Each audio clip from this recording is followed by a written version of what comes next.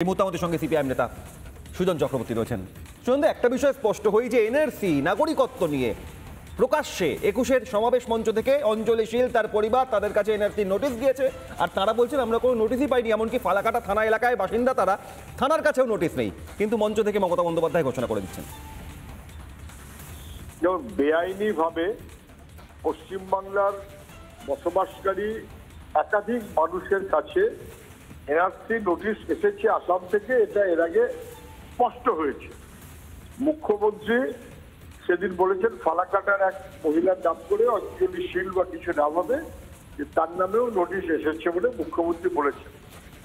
যদিও সেই মহিলা এখন বলছে যে না, আমার নামে কোনো নোটিশ আসেনি, কিন্তু আমি যদি ভুল না করে থাকি সম্ভবত ভদ্রমহিলার বয়ানে নোটিশ পেয়েছেন এবং উদ্বিগ্ন এরকম ভিডিও এর আগে প্রকাশিত হয়েছে।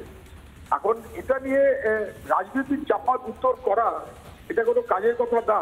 মমতা একটা অসত্য, উনি তো অসত্য বলেন, এ নিয়ে কোনো সন্দেহ নেই।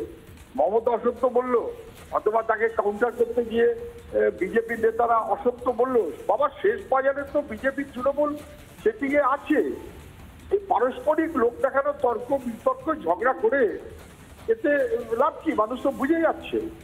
এইটা নিশ্চিত করা হোক যে বাংলার মানুষ বাংলায় আছেন, বাংলায় থাকেন, ভারতে আছেন, ভারতে থাকেন, ভারতীয় বংশোদ্ভূত বাংলার মানুষ, বাংলাভাষী।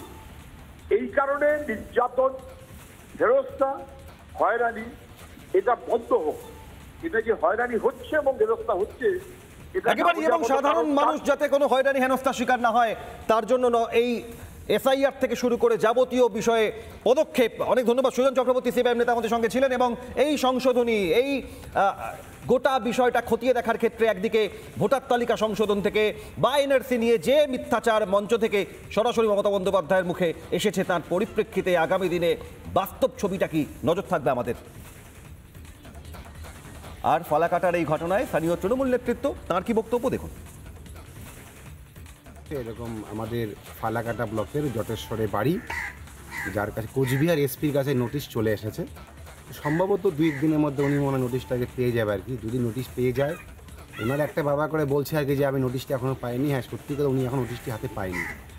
নোটিশ যদি হাতে পেয়ে যায়, আমি একটা কথা বলবো, সত্যি এটা ভাববার বিষয় আর কি। এই আমাদের রাজ্যে বসবাস করছে আসাম সরকার কিভাবে এই আমাদের জটেশ্বর বাসিন্দার কাগজপত্র যাচ্ছে, বৈধ কাগজপত্র যাচ্ছে আর কি, এটা ভাববার বিষয় আছে আর কি।